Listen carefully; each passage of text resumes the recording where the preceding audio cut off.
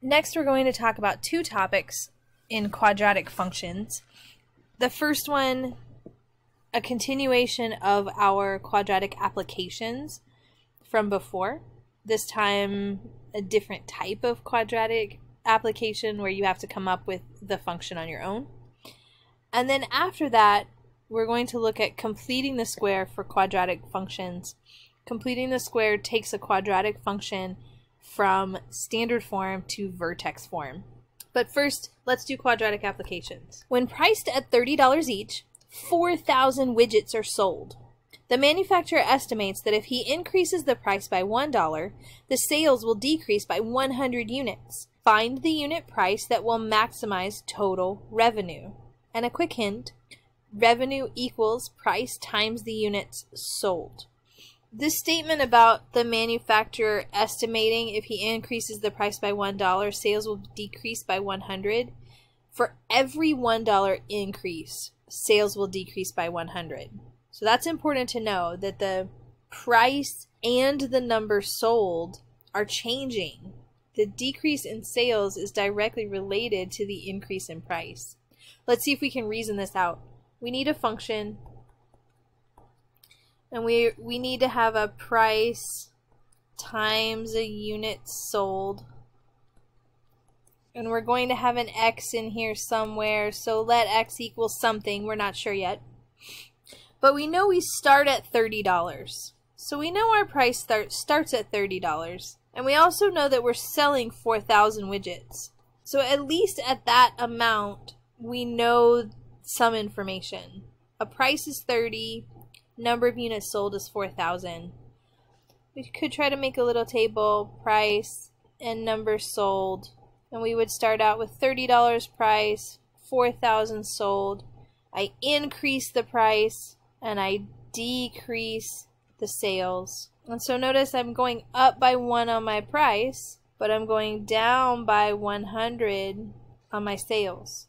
So if I increased by $2, I would decrease by 200. Oh, let's let x be the increase in price. Since it's only $1, we're increasing the price by x. Let's make that into a different color.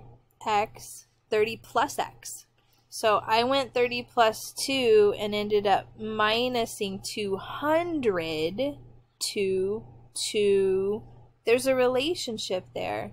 So if I increase the price, I'm going to decrease the units. And how much do I decrease the units by? Well, not x, because x is only 1. I'm going to decrease by 100x.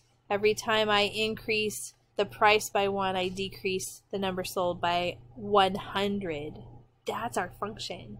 Struggle with this for a little bit because this is not trivial. This is definitely not a trivial problem.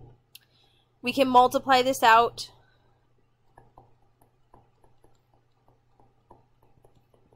Multiplying it out and simplifying it. And I'm going to rearrange my terms so that I have them in descending order. One thing I do want to point out, this 120,000 here, this is exactly 30 times 4,000 that we started with. So here I have my function. I need to know what price will maximize the total revenue, so I need to find the vertex. Finding the vertex for my function, x equals negative b over 2a. b is 1,000, negative b, 2a, a is negative 100. And we get x is 5. Well, remember that 5 is not the price that will maximize. I can't sell them for $5. If I sell at 5, I'm only selling 1,500 widgets, and I don't think that's going to get me very much money at all.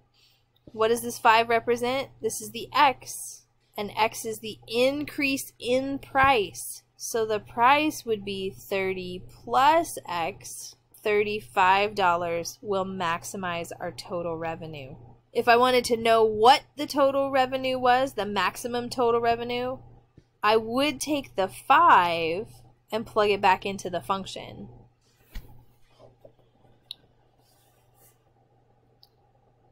And if I simplify all that out, 122,500 would be my maximum revenue. And notice it's higher than our starting value, which makes sense.